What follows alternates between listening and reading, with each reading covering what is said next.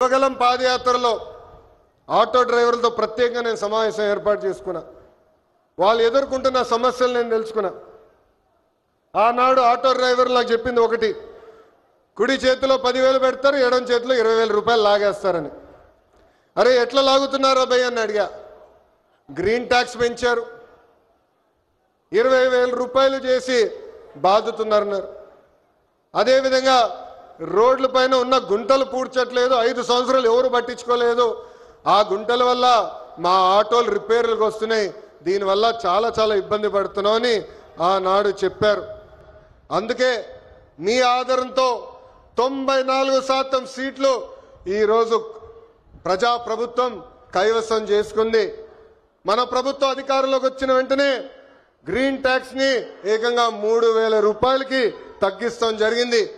అంతేకాదు పవన్ అన్న నాయకత్వంలో సుమారుగా 2,000 కోట్ల రూపాయలు ఖర్చు పెట్టి గుంటలంతా కూడా మనం పూడ్చడం జరిగింది. ఈరోజు ఎక్కడ లేని విధంగా కొత్త రోడ్లు కూడా మన ప్రభుత్వం వేస్తున్నాం. అంతేకాకుండా ఆటో స్టాండ్లు ఏర్పాటు చేయాలి, మీకు అక్కడ తాగునీరు అందజేయాలి. ప్రత్యేకంగా మహిళలు ఆటోలు తోలుతున్నప్పుడు వాళ్ళకి కావాల్సిన టాయిలెట్లు కూడా అక్కడ ఏర్పాటు చేయాలి. ఎలక్ట్రిక్ ఆటోలు మీకు అందిస్తమే కాదు, ఛార్జింగ్ పాయింట్ కూడా ఏర్పాటు చేయాలని ఆనాడు మాకు చెప్తాం జరిగింది.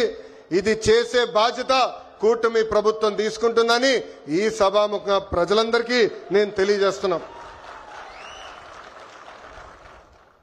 నేను యువగలం పాదయాత్ర చేసినప్పుడు మహిళల్ని కించపరిచే విధంగా ఆనాడు రోజా గారు మాట్లాడారు. మా తెలుగు మహిళ చీరలు గాజులు ఆమెకి ఇచ్చేదానికి వెళ్ళినప్పుడు వెళ్ళిన ఆటోని ఆనాటి పోలీస్ సోదరులు సీజ్ చేశారు.